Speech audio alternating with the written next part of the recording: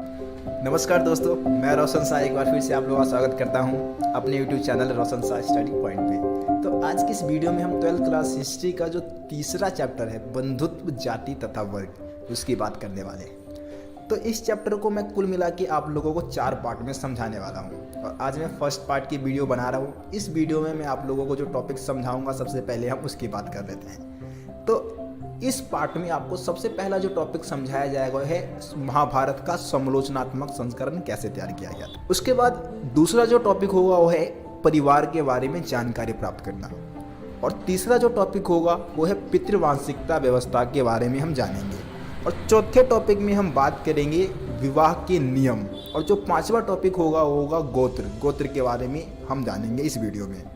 तो दोस्तों, अगर अभी तक आप लोगों ने मेरे इस चैनल को सब्सक्राइब नहीं किया तो सब्सक्राइब जरूर कर देना यार और बेल आइकन को प्रेस कर देना ताकि मेरे चैनल पे आने वाली हर एक वीडियो का नोटिफिकेशन सबसे पहले आप तक पहुंचे। तो चलिए दोस्तों, वीडियो की शुरुआत करते हैं। तो दोस्तों, हम बंधुत्व, जाति तथा वर्ग जिस चैप्टर की अभी हम बात करने वाले हैं, इस चैप्टर का नाम चेंज कर दिया गया है एनसीईआरटी के द्वारा और इस समय इस चैप्टर का जो नाम है वो है महाभारत के आधार पे भारतीय समाज का विश्लेषण। तो खैर, हमें इस नाम पे ज़्यादा ध्यान नहीं देना है, टॉपिक जो है वो सेम ही है और उसी टॉपिक की हम बात करने वाले हैं अभी इस चैप्टर में। तो सबसे पहले आपको क्या समझना है कि इस चैप्टर का जो निर्माण किया गया है वो महाभारत के आधार पे किया गया है। महाभारत के आधार पे भारतीय समाज को समझाने की कोशिश की गई है। तो इस चैप्टर को समझने से पहले आपको सबसे पहले ये पता होना चाहिए कि इस चैप्टर का समय काल क्या है और आपको महाभारत के बारे में कुछ चीज़ें आपको पता होनी चाहिए। तो सबसे पहले इस चैप्टर के अगर हम समय काल की बात करें तो इस चैप्टर को हम 600 ईसा पूर्व से लेके 600 ईस्वी के दौरान समझने वाले हैं और इससे पहले जो दूसरा चैप्टर है राजा, किसान और नगर, इसका भी यही समय काल था और अगला चैप्टर जो हम बात करेंगे विचारक, विश्वास और इमारतें, उस चैप्टर का भी यही समय काल है। तो 600 ईसा पूर्व से 600 ईस्वी के दौरान हम भारतीय इतिहास की बात इस चैप्टर में करने वाले हैं, सामाजिक इतिहास की बात करने वाले हैं। अब हम महाभारत की बात कर लेते हैं। तो आप लोगों को पता होगा कि जो महाभारत है वो 2 दलों के बीच में युद्ध का एक वर्णन है। महाभारत जो हुआ था वो कौरवों और पांडवों के बीच में लड़ा गया था और कुरु जनपद की राजधानी थी हस्तिनापुर। तो हस्तिनापुर के गद्दी को ही लेकर महाभारत का युद्ध हुआ था और इस युद्ध में पांडवों की विजय हुई थी। तो महाभारत एक तरीके से भारतीय समाज का विश्लेषण करने वाला एक बहुत ही विशाल का ग्रंथ है और महाभारत को दुनिया का सबसे बड़ा महाकाव्य माना जाता है। दोस्तों, आप लोगों को मैं बता देना चाहूँगा कि महाभारत की रचना में लगभग 1000 वर्ष से भी अधिक समय लगा था। इसकी रचना लगभग 500 ईसा पूर्व से 500 ईस्वी के दौरान किया गया था। तो खैर, इस चैप्टर में बीच बीच में और भी महाभारत की कहानियाँ आती रहेंगी, तो उस समय हम उस टॉपिक के अकॉर्डिंग इन चीज़ों को हम समझते रहेंगे। अब हम अपने टॉपिक की बात करते हैं। जो हमारे इस चैप्टर का पहला टॉपिक है वो है महाभारत का समालोचनात्मक संस्करण। इस टॉपिक में सबसे पहले आपको समझना है समालोचनात्मक संस्करण का क्या अर्थ होता है। तो आप लोगों को मैं बता देना चाहूँगा, समालोचनात्मक का मतलब होता है किसी चीज़ की विशेषता भी बताना और उसकी आलोचना भी करना, मतलब गुण और दोष दोनों चीज़, पक्ष और विपक्ष दोनों चीज़ को देख के उसका विश्लेषण करना ही समालोचनात्मक संस्करण कहलाता है। अब महाभारत का समालोचनात्मक संस्करण किस प्रकार से तैयार किया गया, तो इसमें हम एक विद्वान की बात करते हैं जिनका नाम है वी.एस. सुक्तांकर। वी.एस. सुक्तांकर जो थे वो संस्कृत के एक बहुत ही महान विद्वान माने जाते हैं और इन्होंने ही 1919 में महाभारत का समालोचनात्मक संस्करण की जो परियोजना थी उसको शुरू किया था। उनके साथ धीरे धीरे और भी बहुत सारे विद्वान आ जुड़े और उन्होंने इस परियोजना को पूरा करने का जिम्मा उठाया। सबसे पहला काम इन विद्वानों ने क्या किया, महाभारत के जितने भी पांडुलिपि लिखे गए थे वो अलग अलग भाषा में, अलग अलग क्षेत्र में लिखे गए थे, उन सभी पांडुलिपि को इन्होंने एकत्रित किया और उन पांडुलिपि में से उन श्लोकों का चयन किया जो सभी पांडुलिपि में एक जैसे थे और उन श्लोकों का प्रकाशन 13,000 पृष्ठों में करवाया गया था और इस परियोजना को पूरा होने में कुल 47 वर्ष का समय काल लग गया। तो दोस्तों, इस तरीके से महाभारत का समालोचनात्मक संस्करण तैयार किया गया। तो दोस्तों, अब हम अपने दूसरे टॉपिक की बात करते हैं। दूसरा टॉपिक है परिवार के बारे में जानकारी प्राप्त करना। इस टॉपिक में हम ये समझने वाले हैं कि क्या सभी परिवार एक जैसे होते हैं। क्या आपको ऐसा लगता है कि सभी परिवार एक जैसे होते हैं? आप इसकी अपने परिवार की तुलना अपने पड़ोस के एक परिवार से करके देख लो। क्या आपको ऐसा लगेगा कि आपका परिवार और आपके पड़ोस में जो परिवार रहता है दोनों एक जैसे हैं? नहीं, सभी परिवार एक जैसे नहीं होते हैं। परिवारों में सदस्यों की संख्या अलग अलग होती है, उनका रहन सहन अलग अलग होता है, उनका रीति रिवाज अलग अलग होता है, उनका खान पान अलग अलग होता है। इसके अलावा कुछ परिवार में क्या होता है, चचेरे भाई मौसेरे भाई के साथ खून का रिश्ता माना जाता है और कुछ परिवार में ऐसा नहीं होता। जैसे कि हम मुसलमानों की बात कर सकते हैं, मुसलमानों में क्या चचेरे भाई मौसेरे भाई के साथ खून का रिश्ता माना जाता है? नहीं माना जाता। तो इस तरीके से हम ये कह सकते हैं कि सभी परिवार एक जैसे नहीं होते। दोस्तों, इसके बाद का जो अगला टॉपिक है वो है पितृवांशिकता व्यवस्था के बारे में जानकारी प्राप्त करना। इस टॉपिक में हम ये समझने वाले हैं कि पितृवांशिकता व्यवस्था क्या होता है। तो दोस्तों, आप लोगों को मैं बता देना चाहूँगा, पितृवांशिकता व्यवस्था का मतलब होता है कि जो वंश परंपरा पिता, फिर पुत्र, फिर पौत्र, फिर परपौत्र इस तरीके से चले तो इसको हम पितृवांशिकता व्यवस्था कहते हैं। इस व्यवस्था में क्या होता था कि पिता के मृत्यु के बाद उसका उत्तराधिकारी उसका पुत्र ही बनता था, दूसरा कोई व्यक्ति नहीं बन सकता था। ये शर्त था पितृवांशिकता व्यवस्था की। और पुराने समय में अधिकांश राजवंश पितृवांशिकता व्यवस्था को ही फॉलो करते थे, लेकिन फिर भी कई बार ये देखा गया कि पितृवांशिकता व्यवस्था का पालन हर जगह नहीं होता था। अब मान लेते हैं कि किसी राजा का कोई सगा पुत्र नहीं है, तो क्या करेगा वो? उस सूरत में वो क्या करता था, अपने चचेरे भाई, अपने मौसेरे भाई या अपने किसी सगे संबंधी को या फिर अपने किसी मंत्री को ही अपना उत्तराधिकारी घोषित कर देता था, जो इस बात को दर्शाता है कि पितृवांशिकता व्यवस्था का पालन हमेशा भारत में नहीं होता था। दोस्तों, अब हम अपने चौथे टॉपिक की बात करते हैं। हमारे इस चैप्टर का जो चौथा टॉपिक है वो है विवाह के नियम। विवाह के नियमों की बात करें तो हमारे शास्त्रों में कुल मिला के 8 प्रकार के विवाह के नियमों का वर्णन किया गया था, जिसमें से 4 को पवित्र माना जाता था, 4 को शुद्ध माना जाता था। हम उन 4 विवाह के नियमों की बात करते हैं। तो इनमें सबसे ऊपर जो था वो था बहिर्विवाह। बहिर्विवाह में क्या होता था, गोत्र के बाहर विवाह संबंध स्थापित किए जाते थे और इसको सबसे ज़्यादा पवित्र माना जाता था। इसके अलावा अंतर्विवाह की बात करते हैं तो अंतर्विवाह में क्या होता था, गोत्र के अंदर ही विवाह संबंध स्थापित किए जाते थे। एक ही गोत्र के सदस्य आपस में विवाह संबंध स्थापित करते थे। अभी आगे मैं गोत्र आपको समझाने वाला हूँ कि गोत्र क्या होता है। उसके बाद विवाह का जो तीसरा नियम जो वर्णित किया गया था वो था बहुपत्नी प्रथा। इसमें क्या होता था कि एक ही पुरुष की बहुत सारी पत्नियां होती थी और हमारे बहुत सारे राजाओं ने, बहुत सारे राजवंश के जो राजा थे उन्होंने इस प्रथा को अपना रखा था। उदाहरण बहुत सारे होंगे आपके पास। इसके अलावा हम चौथा जो विवाह के नियम की बात करते हुए बहुपति प्रथा। इसमें क्या होता था, एक ही स्त्री के बहुत सारे पति होते थे। जैसे कि हम इसका एक उदाहरण महाभारत में देख सकते हैं। महाभारत में द्रौपदी के कुल मिला के 5 पति होते हैं, जो कहीं ना कहीं बहुपति प्रथा का एक उदाहरण है और भारतीय इतिहास में एक ही ऐसा उदाहरण हमें मिलता है। दोस्तों, अब हम इस वीडियो के आखिरी टॉपिक की बात करते हैं जो है गोत्र। इसमें हम सबसे पहले समझने की कोशिश करते हैं कि गोत्र होता क्या है। दोस्तों, मैं आप लोगों को बता देना चाहूँगा कि जो गोत्र है, गोत्र का निर्धारण वैदिक ऋषि मुनि के नाम पे किया जाता है। वैदिक काल में हमारे देश में बहुत सारे ऋषि मुनि हुए, तो हम जिस गोत्र को मानते हैं हम कहीं ना कहीं उसी ऋषि मुनि के वंशज माने जाते हैं। तो आप लोगों का भी कुछ अगर आप हिंदू धर्म को मान तो किसी न किसी गोत्र से संबंधित होंगे, आप भी किसी न किसी गोत्र से संबंध रखते होंगे। उम्मीद करता हूं कि आप लोगों को गोत्र का मतलब समझ में आ गया होगा। अब हम समझेंगे गोत्र के नियम क्या होते थे। तो हमारे बुक में गोत्र के कुल मिला के 2 नियम बताए गए हैं। गोत्र का पहला नियम ये होता था कि एक ही गोत्र के सदस्य आपस में विवाह संबंध स्थापित नहीं कर सकते थे। और दूसरा जो गोत्र का नियम ये था कि स्त्री को विवाह के पश्चात अपने पिता के स्थान पे अपने पति का गोत्र अपनाना होगा। तो ये गोत्र के 2 नियम थे। तो दोस्तों, इस वीडियो में इतना ही। मैं उम्मीद करता हूँ कि आप लोगों को मेरा ये पढ़ाने का तरीका पसंद आया होगा। अगर पसंद आया तो मेरे इस वीडियो को लाइक ज़रूर कर देना यार। आप लाइक करते हो तो हमारा लेवल है वो और ज़्यादा बढ़ जाता है और इस कारण मैं और भी अच्छी वीडियो आपके लिए बनाकर लाता रहूँगा। और इसके अलावा कमेंट बॉक्स में एक बार ज़रूर बता देना कि मेरा पढ़ाने का तरीका कैसा है। इसके अलावा अभी तक आप लोगों ने अगर मेरे इस चैनल को सब्सक्राइब नहीं किया है तो सब्सक्राइब जरूर कर देना यार, और बेल आइकन को दबा देना ताकि मेरे चैनल पे आने वाली हर एक वीडियो का नोटिफिकेशन सबसे पहले आप तक पहुंचे दोस्तों। थैंक यू दोस्तों, इस वीडियो में इतना ही। नमस्कार दोस्तों, मैं रोशन शाह एक बार फिर से आप लोगों का स्वागत करता हूं अपने यूट्यूब चैनल रोशन शाह स्टडी पॉइंट पे। तो आज की इस वीडियो में हम 12th क्लास हिस्ट्री का तीसरा चैप्टर समझने वाले हैं जिसका नाम है बंधुत्व, जाति तथा वर्ग। दोस्तों 2021 के सिलेबस के अकॉर्डिंग इस चैप्टर का नाम चेंज कर दिया गया है और अभी जो इस चैप्टर का नाम है वो है महाभारत के आधार पे भारतीय समाज का विश्लेषण। तो इस चैप्टर को हम समझने वाले हैं।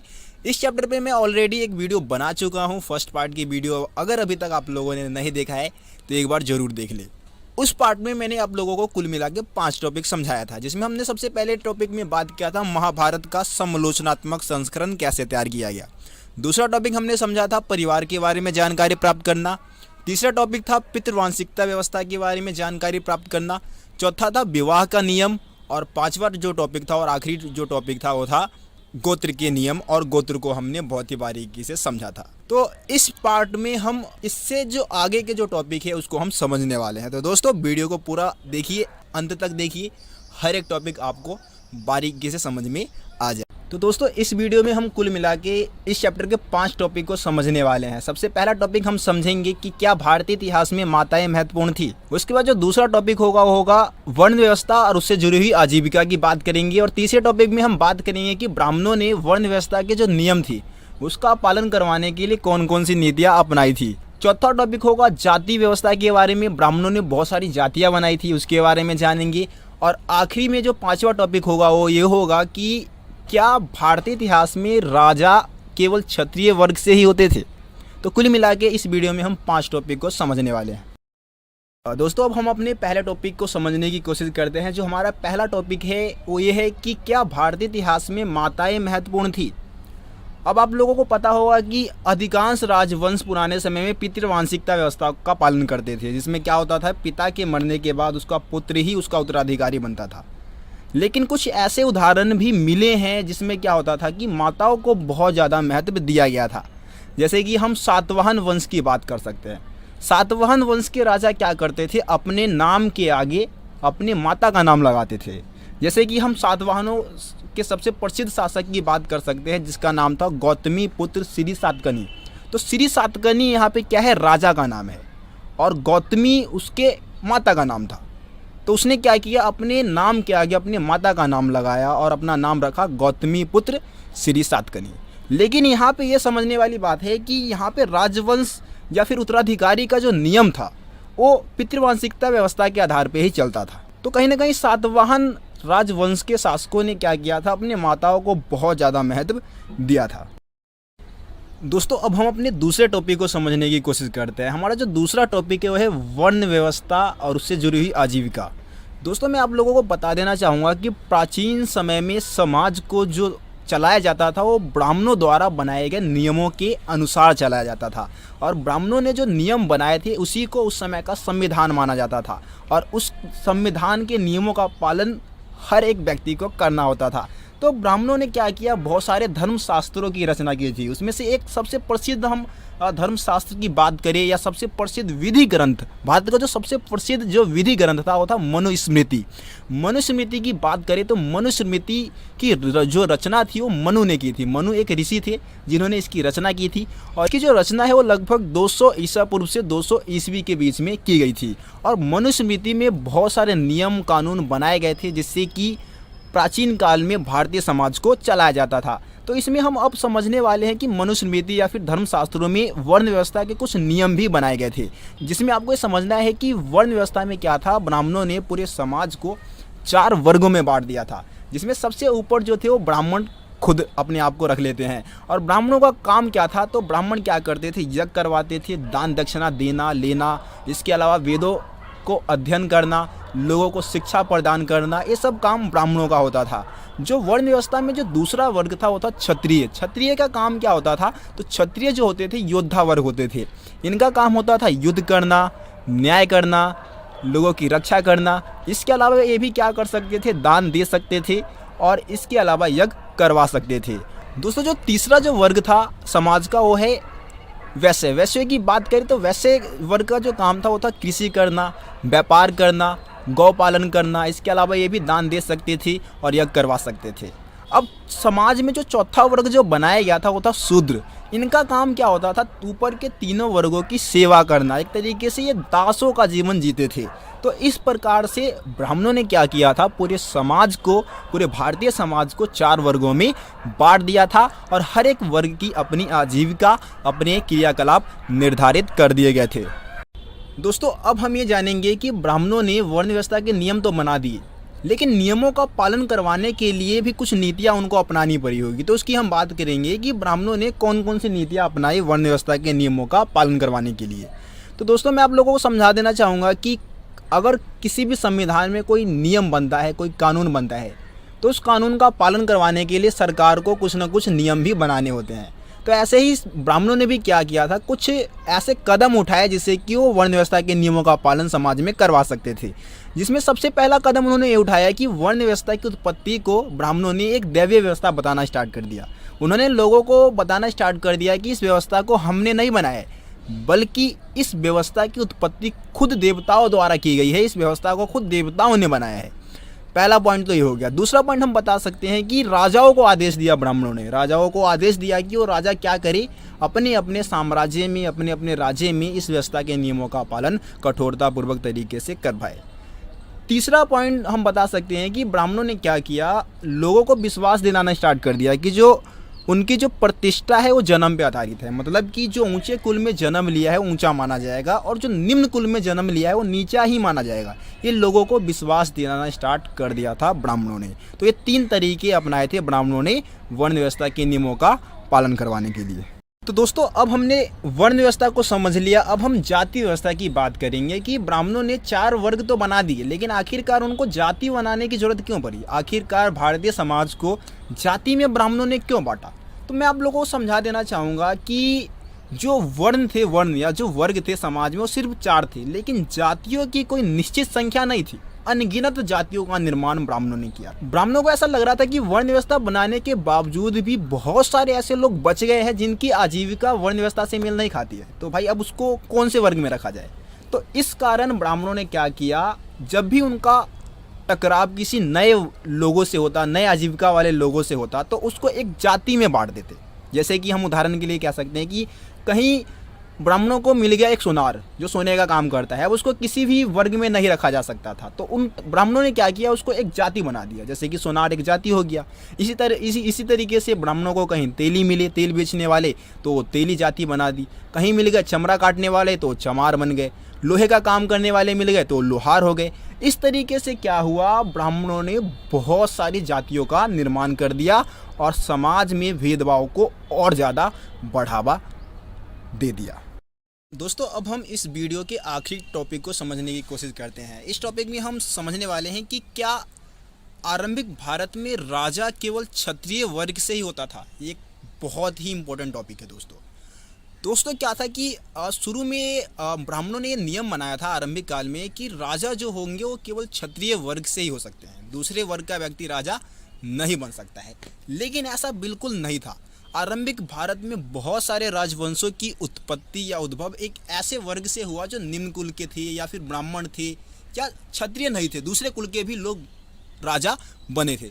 जैसे कि उदाहरण के लिए हम मौर्य वंश की ही बात कर लेते हैं। मौर्य वंश का संस्थापक चंद्रगुप्त मौर्य था और मौर्य वंश के संस्थापक चंद्रगुप्त मौर्य के बारे में कहा जाता है कि वो एक निम्न कुल का था। जो ब्राह्मणीय शास्त्र है, ब्राह्मणीय शास्त्रों में इसको निम्न कुल का माना गया है, लेकिन वैसे बौद्ध ग्रंथ में इसको क्षत्रिय बताया गया है, लेकिन ब्राह्मणीय शास्त्र जो है उसमें निम्न कुल का ही बताया गया है इनको। तो ये निम्न कुल का होते हुए भी जो चंद्रगुप्त मौर्य था वो मौर्य वंश का संस्थापक बना और अखंड भारत की स्थापना उसने की। मौर्य के उत्तराधिकारी की बात करें जो थे शुंग और कण्व। अगर शुंग और कण्व की बात करें तो शुंग और कण्व जो वंश के जो शासक थे या ये जो शुंग और कण्व जो थे वो ब्राह्मण थे और ब्राह्मण होते हुए भी राजा बने थे। तो कहने का मतलब ये कि राजा होने के लिए क्षत्रिय वर्ग से होना बिल्कुल ज़रूरी नहीं था। मतलब कि जो व्यक्ति लोगों के लिए संसाधन जुटा सकता था, लोगों की सेवा कर सकता था, राजा बनने की जिसके अंदर योग्यता था, वो हर व्यक्ति राजा बन सकता था। इसके अलावा कुछ और उदाहरण हम दे सकते हैं, जैसे कि हम रुद्रादमन की बात करते हैं। रुद्रादमन एक शक वंश का राजा था। शक एक वंश का नाम है जो गुजरात में शासन कर रहा था। शक वंश का शासक था रुद्रदमन, जिसको ब्राह्मण मलेच, बर्बर या फिर अन्य देशी कह के पुकारते हैं। मलेच का मतलब होता है जिसको संस्कृत भाषा का ज्ञान नहीं होता, और बर्बर का मतलब होता है जो मार काट में बहुत ज़्यादा विश्वास करते हैं, उसको बर्बर कहा जाता है। तो ब्राह्मण रुद्रदमन को मलेच, बर्बर या फिर अन्य देशी कह के पुकारते थे। लेकिन रुद्रदमन ने क्या किया था, गुजरात में एक झील है सुदर्शन झील, उसका उसने पुनर्निर्माण करवाया था, जिसके आधार पर अनुमान लगाया जाता है कि वो भारतीय संस्कृति के बारे में ज्ञान रखता था, भारतीय संस्कृति को जानता था। इसके अलावा आखिरी पॉइंट हम बता सकते हैं, सातवाहन वंश की हम बात कर सकते हैं। जो सातवाहन वंश के जो शासक थे वो अपने आप को अनूठा ब्राह्मण बताते थे और क्षत्रियों के अधिकारों का हनन करता बताते थे, एक तरीके से कि भाई वो क्षत्रियों का विनाश कर देंगे पूरी दुनिया से, ऐसा वो अपने आप को मानते थे। और ब्राह्मण होते हुए भी सातवाहन वंश के जो राजा थे वो शासक बने थे। तो कहीं ना कहीं राजा बनने के लिए क्षत्रिय कुल से होना बिल्कुल जरूरी नहीं था। राजा हर वो व्यक्ति बन सकता था जिसके अंदर योग्यता है, जो संसाधन जुटा सकता था, जो लोगों की सेवा कर सकता था और राजा बनने की योग्यता रखता था, तो हर वो व्यक्ति राजा बन सकता था। तो दोस्तों इस वीडियो में इतना ही। इस चैप्टर पे अभी 2 और पार्ट की वीडियो मैं बनाने वाला हूँ। 3rd और 4th पार्ट की जो वीडियो होंगी उसको भी आपको ज़रूर देखना होगा, और जब भी जाके आप इस चैप्टर को अच्छे से समझ सकते हो। इसके अलावा अगर अभी तक आप लोगों ने मेरे इस चैनल को सब्सक्राइब नहीं किया तो सब्सक्राइब कर लेना यार। और फर्स्ट पार्ट की वीडियो का जो लिंक है वो मैं डिस्क्रिप्शन बॉक्स में डाल दूँगा, तो वहाँ से आप फर्स्ट पार्ट की वीडियो भी ज़रूर वॉच कर लेना। थैंक यू दोस्तों, इस वीडियो में इतना ही। नमस्कार दोस्तों, स्वागत है आप सभी का रोशन सा स्टडी पॉइंट पे। और आज की इस वीडियो में हम समझने वाले हैं 12th क्लास हिस्ट्री का चैप्टर नंबर 3, जिसका नाम है बंधुत्व, जाति तथा वर्ग। सो गाइस, इस चैप्टर में भी हम 600 ईसा पूर्व से 600 ईस्वी के दौरान का जो भारतीय इतिहास है उसको समझने वाले हैं। सो पहले मैं आपको बता देना चाहूँगा कि इस चैप्टर के ऊपर मैं काफ़ी पहले 1 साल पहले ही 2 वीडियो अपलोड कर चुका हूँ, ठीक है, जिसमें लगभग आधे से ज़्यादा चैप्टर मैं कंप्लीट करा चुका हूँ। तो आप लोग उन दोनों ही वीडियो को जरूर देखें यार। उस समय मैंने चैनल स्टार्ट ही किया था, तभी मैंने वो दोनों वीडियो बनाई थी। तो एक बार वीडियो को देखिए और अभी की वीडियोस जो मैं आप लोगों को प्रोवाइड कराता हूँ उससे तुलना करके आप मेरे को ज़रूर बताएं कि यार पहले और अब में कितना अंतर, कितना फ़र्क आया मेरे पढ़ाने के तरीके में, मेरे समझाने के तरीके में। तो कमेंट में आप लोग यार ज़रूर बताएं, ठीक है। और उन दोनों वीडियो को ज़रूर देखें, जब भी जाके आप इस वीडियो में जो टॉपिक मैं समझाने जा रहा हूँ आप लोगों को, उसको आप समझ पाएंगे। सो गाइस, जैसा कि आपको पता है कि इस चैप्टर का भी समय काल क्या है, 600 ईसा पूर्व से 600 ईस्वी। और इससे पहले का जो चैप्टर था, जो सेकंड चैप्टर है, वो भी 600 ईसा पूर्व से 600 ईस्वी के दौरान था। लेकिन इस चैप्टर में हम सामाजिक इतिहास की बात करने वाले हैं। इससे पहले वाले चैप्टर में हमने आर्थिक और राजनीतिक इतिहास को समझा था, और इसमें हम सामाजिक इतिहास की बात करने वाले हैं। यानी कि समाज को चलाने के लिए उस समय कुछ नियम, कानून, संविधान की रचना की गई थी, है ना। आपको पता है कि प्राचीन काल में हमारे देश को मनुस्मृति के माध्यम से चलाया जाता था। मनुस्मृति में बहुत सारे नियम, कानून लिखे गए थे, वही क्या था, हमारे देश का संविधान था। और उसमें जो नियम कानून लिखे गए थे उसका पालन हर एक व्यक्ति को करना होता था। जिसमें क्या किया गया था, पूरे समाज को 4 वर्गों में बांटा गया था, जिसमें ब्राह्मण, क्षत्रिय, वैश्य, शूद्र थे। और इसके अलावा बहुत सारे लोग ऐसे थे जिनकी आजीविका ये वर्ण व्यवस्था से मेल नहीं खाती थी, तो उनको ब्राह्मणों ने क्या किया, जाति में बांट दिया, जाति में वर्गीकृत कर दिया। लेकिन अब हम समझने वाले कि कुछ ऐसे लोग भी थे जिनको ना तो एक तरीके से कह दो कि किसी जाति में रखा गया था और न ही किसी वर्ण में रखा गया था, बल्कि उनको दूषित माना जाता था। उनको लोग देखना तक पसंद नहीं करते थे, है ना, उनके सामने जाना तक लोग पसंद नहीं करते थे। तो यहाँ पे हम चांडालों की बात करेंगे। सबसे पहले चांडाल होते कौन है और इनके कर्तव्य क्या थे। मनुस्मृति में इनके कुछ विशेष कर्तव्य बताए गए थे जिनका पालन हर एक चांडाल को करना होता था। तो सबसे पहले हम बात करते कि ये चांडाल है कौन। तो देखिए दोस्तों, चांडाल हम उन्हें कहते हैं जो शवों का अंतिम संस्कार करते थे और मरे हुए पशुओं को छूते थे, ठीक है, उनको उठा के लेके जाने, कहीं और लेके जाने का काम करते थे मरे हुए पशुओं को। तो उनको हम क्या बोलते हैं, चांडाल बोलते हैं। अब मनुस्मृति में क्या था कि चांडालों के कर्तव्य बताए गए, कर्तव्यों की सूची मिलती है मनुस्मृति में। जैसे कि भाई उनको गांव से बाहर रहना होता था, है ना, फेंके हुए बर्तनों का इस्तेमाल करते थे। इसके अलावा जो मरे हुए लोग हैं ना, उनके वस्त्र पहनते थे, लोहे के आभूषण पहनते थे। इसके अलावा रात्रि के समय, मतलब रात में इनको ना गांव में चलने फिरने का अधिकार नहीं था, चल फिर नहीं सकते थे। इसके अलावा मान लो कि यार कोई व्यक्ति है जिसका कोई सगा संबंधी नहीं है और वो मर गया, तो उसका अंतिम संस्कार करने की जिम्मेदारी भी किसकी थी, चांडालों की ही थी। इसके अलावा एक यहाँ पे हम ना 5वीं शताब्दी में एक बौद्ध भिक्षु भारत आया था चाइना से, जिसका नाम था फासियान, ठीक है, फासियन भी बोल देते हैं, फासियान भी बोल देते हैं, आपकी बुक में वैसे फासियन लिखा हुआ है। तो फासियन जब भारत आया था तो उसने बताया कि जब चांडाल एक तरीके से दिन में गांव में आते थे, शहर में आते थे, नगरों में आते थे ना, तो उनको करताल बजा कर आना होता था, करताल को पीटते थे, आवाज़ करते थे, ताकि लोगों को पता चल जाए कि भाई चांडाल आ रहे, और वो उनको देखने से बच सके, अपने घरों में अपने घर का गेट को बंद कर सके, अपनी खिड़कियों को बंद कर सके और उनको देखने से बच सके एक तरीके से, ठीक है। इसके अलावा 7वीं सदी में एक और तीर्थयात्री भारत में यात्रा करने आया था, वो भी चाइना से आया था, जिसका नाम था श्वेत तसांग, ठीक है। श्वेत तसांग कहता है कि जो साफ सफाई करने वाले जो लोग थे ना, उनको नगर से बाहर ही रहना होता था। वैसे चांडालों को भी, चांडाल भी कहीं ना कहीं उन्हीं श्रेणी में आ जाते थे, तो चांडालों को भी नगर और गांव से बाहर उनका एक अलग ही इलाके हुआ करते थे जहां पे उनको रहना होता था। मतलब नगरों में और गाँव में आसानी से आ जा नहीं सकते थे वो, ठीक है। तो इस तरीके से चांडालों का जीवन जो था वो बद से बदतर हो गया था। और गाइस आज भी अगर हम बात करें कि भले ही इंडियन गवर्नमेंट ने क्या किया है, ये जातिगत भेदभाव को ख़त्म कर दिया है, लेकिन आज भी आप ग्रामीण इलाके में जाएंगे तो बहुत सारे लोग जो है वो जाति व्यवस्था को मानते हैं है या फिर ऊंचे जाति के लोग हैं। मैंने देखा है, मैं अपने गांव की खुद की बात कर रहा हूँ, तो वहाँ पे जातिगत भेदभाव अभी भी प्रचलित है। बहुत सारी ऊंचे जाति के लोग जो है वो नीचे जाति के लोगों को दबाने की कोशिश करते हैं। मैं किसी जाति का नाम नहीं लूँगा यहाँ पे, लेकिन वो ऐसा कोशिश करते हैं, ठीक है। तो ये चीज़ गलत है और ये चीज़ नहीं होना चाहिए, क्योंकि यार ये जो जाति धर्म है इसको हम लोगों ने खुद ही बनाया है, और धीरे धीरे इसको ख़त्म करना जो है, मतलब जाति के आधार पे या धर्म के आधार पे जो भेदभाव होता है उसको धीरे धीरे हम लोगों को ही ख़त्म करना है। तो आखिरकार हम इस भेदभाव को और क्यों बढ़ावा दें, बल्कि हमें इसको ख़त्म करने पे ध्यान देना चाहिए। दोस्तों हम बात करते हैं कि 600 ईसा पूर्व से 600 ईस्वी के दौरान जो स्त्री है और पुरुषों द्वारा संपत्ति अर्जित करने के विभिन्न तरीके क्या थे, या फिर संपत्ति अर्जित करने के अधिकार क्या थे, उसकी हम बात करते हैं। तो देखिए, आपको पता है कि मनुस्मृति में भी वर्णन किया गया था कि भाई महिला और पुरुष द्वारा कौन कौन से ऐसे तरीके थे जिससे कि वो संपत्ति अर्जित कर सकते थे, ठीक है। यहाँ पे हम बात करते हैं सबसे पहले पुरुषों की। अगर हम बात करें तो यहाँ पे क्या सिद्धांत था कि माता पिता की मृत्यु के बाद जितने भी उनकी संपत्ति है उसको सभी पुत्रों में समान रूप से बांटा जाता था। मतलब जितने भी पुत्र है उसको समान रूप से बांट दिया गया, लेकिन जो ज्येष्ठ पुत्र है, सबसे बड़ा पुत्र है, उसको विशेष भाग का हिस्सेदारी माना जाता था। अब यहाँ पे क्या था कि भाई जो स्त्री है, स्त्री पैतृक संसाधन पर यानी कि अपने पिता के जायदाद पर हिस्सेदारी की मांग नहीं कर सकते थे, ऐसा मनुस्मृति में लिखा गया है।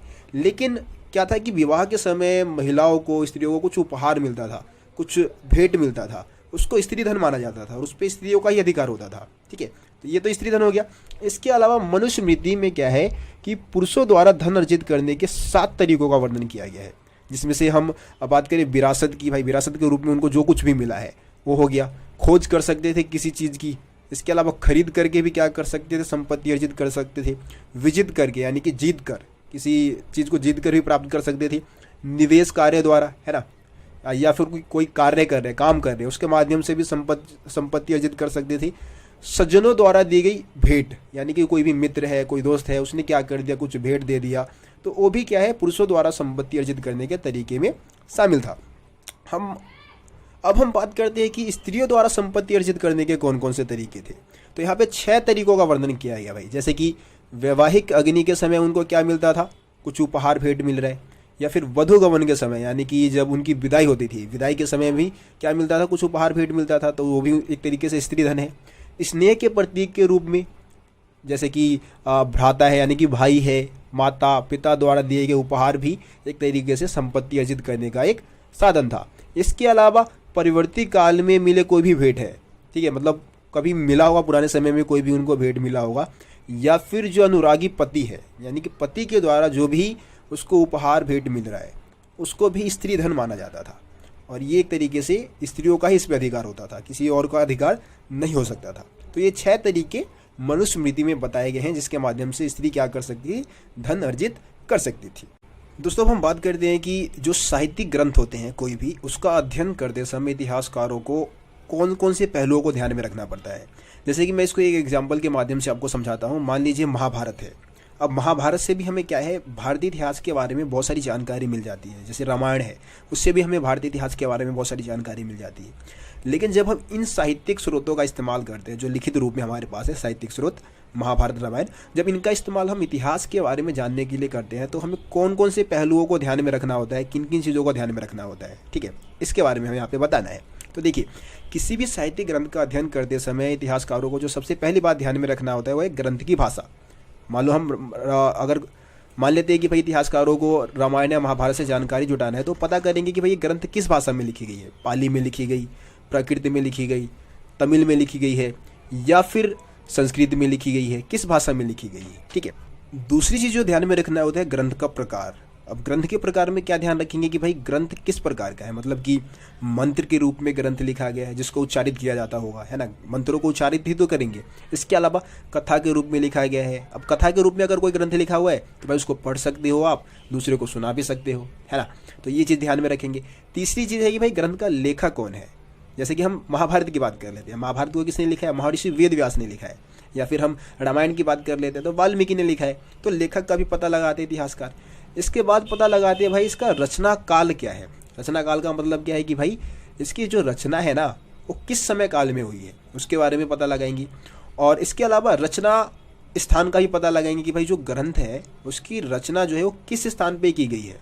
और आखिर में पता लगाएंगे कि भाई रचना करने का उद्देश्य क्या था। जैसे कि हम रामायण या महाभारत की बात कर लेते हैं तो इसका ये जो लिखे गए थे ग्रंथ, इसका मेन मकसद क्या था कि भाई जो बुराई पे अच्छाई की जीत है उसी को दिखाने के लिए कहीं ना कहीं ये दोनों ग्रंथ लिखे गए थे। तो इतिहासकार ये भी देखते हैं कि भाई ग्रंथ लिखा क्यों गया था, उसका लिखने का उद्देश्य क्या था। इन सभी चीज़ों को ध्यान में रख के ही क्या करते हैं, किसी भी साहित्यिक ग्रंथ या कोई भी साहित्यिक स्रोत है उसका इस्तेमाल इतिहासकार इतिहास की रचना में करते हैं। तो ये सारी चीज़ें आपको यहाँ पे बतानी है। सो बस आज की इस वीडियो में जो टॉपिक समझाने थे मैंने आप लोगों को समझा दिए हैं। बाकी कुछ टॉपिक रह गए हैं जिसको हम 4th पार्ट में समझेंगे। वो आखिरी वीडियो होगी क्योंकि 4 पार्ट में ही मैं ये जो चैप्टर है उसको मैं कंप्लीट करूँ। मतलब उतना ज़्यादा लंबा चैप्टर नहीं है ये कि हमें 5 पार्ट की जरूरत पड़े, 4 पार्ट में हम इस चैप्टर को कर लेंगे। बाकी यार वीडियो अच्छी लगी है तो लाइक कर दो, शेयर कर दो, और चैनल को सब्सक्राइब नहीं किया है तो सब्सक्राइब भी कर लो। बाकी मिलते फिर आप लोगों से अगली वीडियो में, तब तक के लिए जय हिंद, जय भारत। स्वागत है आप सभी का हिस्ट्री की एक और शानदार वीडियो में। और आज की इस वीडियो में हम समझने वाले हैं 12th क्लास हिस्ट्री का जो चैप्टर नंबर 3 है जिसका नाम है बंधुत्व, जाति तथा वर्ग। तो दोस्तों इस चैप्टर के ऊपर मैं आप लोगों को 3 वीडियो पहले ही प्रोवाइड करा चुका हूँ। ठीक है, आप लोगों ने अगर तीनों ही वीडियो को नहीं देखा है तो एक बार जरूर देख ली। वीडियो का लिंक आपको डिस्क्रिप्शन बॉक्स में मिल जाएगा। सो दोस्तों इससे पहले जो हम टॉपिक की बात कर रहे थे, इससे पहले वीडियो में जो हमने आखिरी टॉपिक समझा था उसमें हमने समझा था कि भाई कोई भी इतिहासकार किसी भी साहित्यिक ग्रंथ का अध्ययन करते हैं तो उस समय उनको किन किन पहलुओं को ध्यान में रखना होता है, किन किन चीज़ों को ध्यान में रखकर वो साहित्यिक ग्रंथ का अध्ययन करते हैं और उसका निर्माण मतलब उसका प्रयोग जो है इतिहास के निर्माण में करते हैं। सो आज हम उसके आगे का जो टॉपिक है उसकी हम बात करने वाले हैं, जिसमें हम समझेंगे कि महाभारत की भाषा क्या है और उसकी विषय वस्तु क्या है। सबसे पहले तो भाषा की हम बात कर लेते हैं कि भाई महाभारत किस भाषा में लिखी गई है। देखिए अगर हम महाभारत की भाषा की बात करें ना भाई, तो महाभारत ना बहुत सारी भाषाओं में लिखी गई है, अनेक भाषाओं में इसकी रचना की गई है। ठीक है, लेकिन इसकी जो मूल भाषा है वो संस्कृत ही है। ठीक है, संस्कृत में ही सबसे पहले ये महाभारत जो ग्रंथ है वो लिखी गई थी। अब विषय वस्तु की बात कर लेते हैं भाई। विषय वस्तु का मतलब क्या है? देखिए विषय वस्तु का मतलब है कि इसमें किन चीज़ों का वर्णन किया गया है। ठीक है, विषय वस्तु क्या है, इसका मेन विषय वस्तु क्या है, यानी किन चीज़ों का मेन वर्णन इसमें किया गया है। तो देखिए इसके विषय वस्तु को इतिहासकारों ने क्या किया है, 2 भागों में वर्गीकृत किया है। कितने भागों में वर्गीकृत किया है? 2 भागों में। एक तो है आख्यान और दूसरा है उपदेशात्मक। दोबारा बोलूंगा, आख्यान और उपदेशात्मक। अब देखिए ये आख्यान और उपदेशात्मक का मतलब क्या है। देखिए महाभारत का जो पहला भाग मैंने विषय वस्तु का पता है वो आख्यान यानी कि कहानियों का वर्णन। आख्यान वाले भाग में क्या किया गया है, जितनी भी महाभारत में कहानियां हैं उसका वर्णन आख्यान वाले भाग में किया गया है।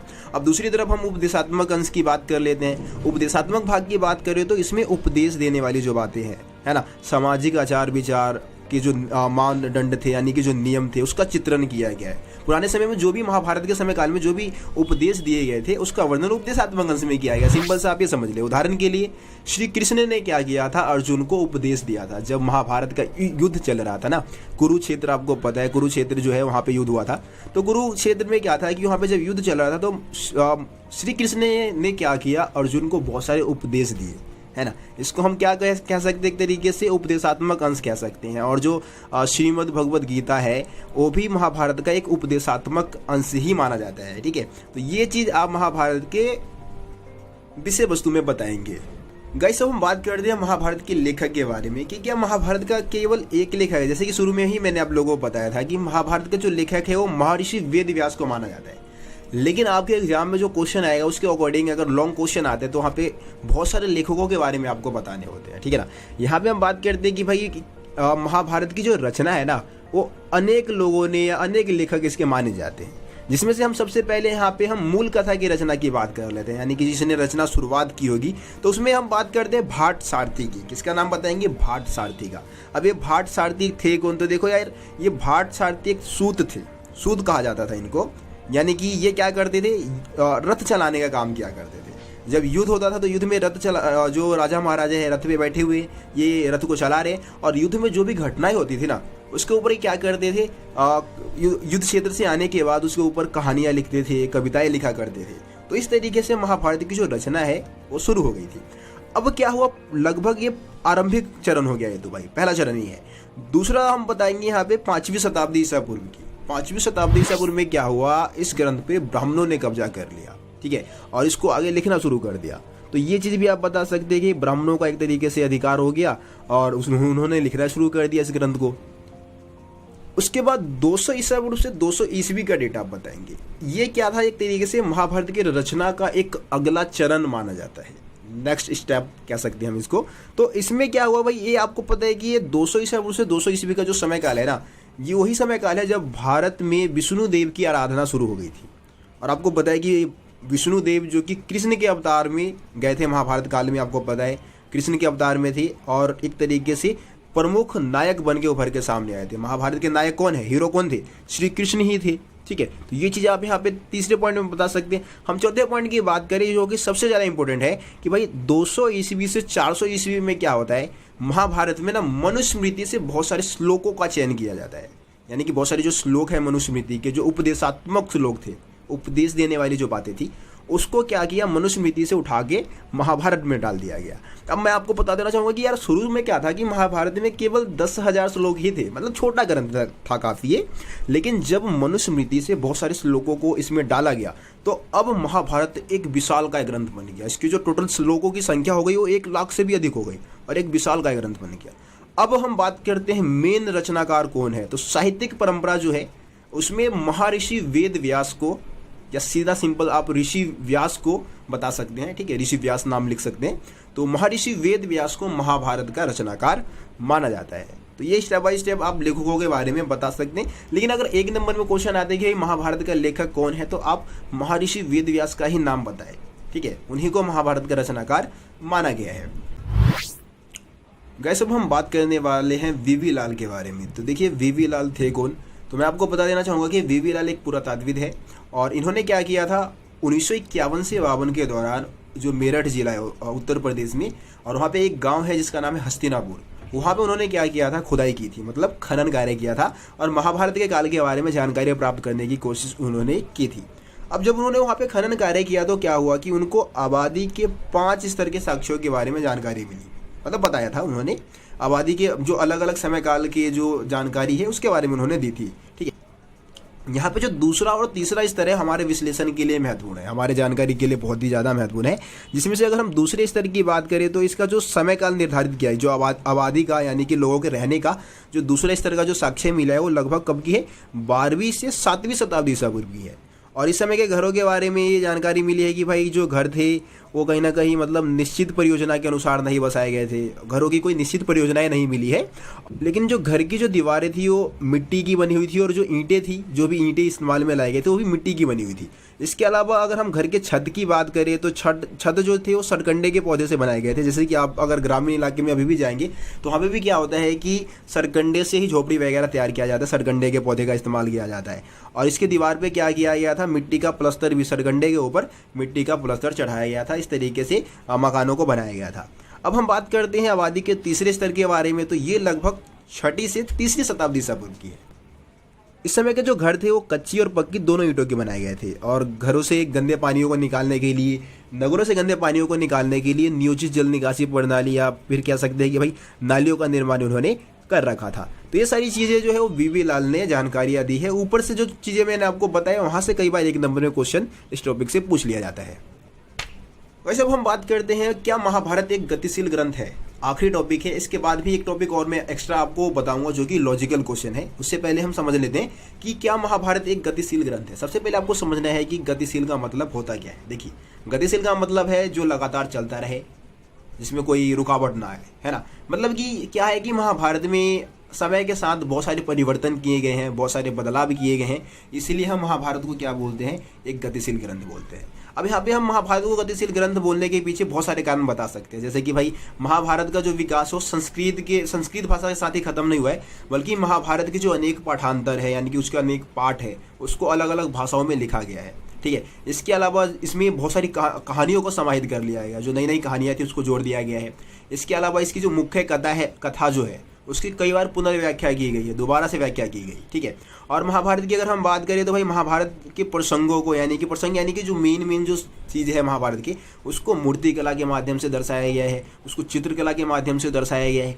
इसके अलावा महाभारत ने क्या किया, नाटकों के लिए, नृत्य कला के लिए भी विषय वस्तु प्रदान किया, यानी कि नाटकों के माध्यम से भी महाभारत को दर्शाया जाता है, दिखाया जाता है, और नृत्य कला के माध्यम से भी महाभारत को प्रदर्शित की जाती है, ठीक है। इसके अलावा भी आप पॉइंट बता सकते हैं कि भाई महाभारत की रचना में 1000 से भी अधिक वर्ष का समय लगा है, महाभारत के अनेक लेखक है, ये सारी चीज़ें कहीं ना कहीं महाभारत को एक गतिशील ग्रंथ बनाती है, ठीक है। तो ये सारे पॉइंट्स आप यहाँ पे बता देंगे। आखिर में हम बात कर लेते हैं कि यार जो 600 ईसा पूर्व के समय काल में जो ब्राह्मणों ने जो नियम बनाए थे, यानी कि वर्ण व्यवस्था के नियम बनाए थे, क्या सदैव उसका पालन उस समय होता था? 600 ईसा पूर्व से 600 ईस्वी के दौरान क्या ब्राह्मणों द्वारा बनाए गए नियमों का पालन हमेशा होता था?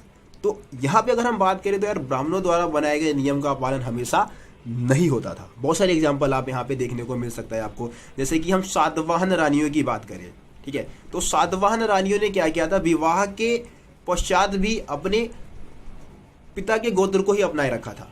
नियम क्या था, गोत्र का नियम ही कहता है ना कि भाई विवाह के पश्चात क्या करना होगा, पति के गोत्र को अपनाना होगा स्त्रियों को, लेकिन सातवाहन रानियों ने ऐसा नहीं किया था। इसके अलावा सातवाहन जो मतलब एक तरीके से शासक थे या सातवाहन जो राजा वगैरह थे, वो क्या करते थे, एक ही गोत्र में विवाह संबंध भी स्थापित किया करते थे। इसके अलावा हम राजाओं की बात करते हैं, भाई राजा बनने का अधिकार किसको था, केवल क्षत्रिय वर्ग को ही राजा बनने का अधिकार था, है ना।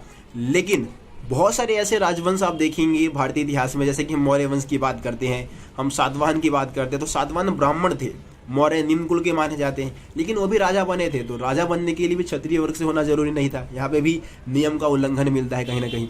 इसके अलावा हम जंगली लोगों की बात कर सकते हैं, जो पशु पालन करते थे, शिकार करते थे, जो जंगलों में रहते थे, क्या उनके ऊपर ब्राह्मणों द्वारा बनाए गए किसी नियम का पालन मतलब नियम का पालन वो करवा सकते थे उनसे, या वो ब्राह्मणों द्वारा बनाए गए नियमों का पालन करते थे? नहीं करते थे। जंगली इलाके में ब्राह्मणों के नियम का कोई असर नहीं देखने को मिलता था।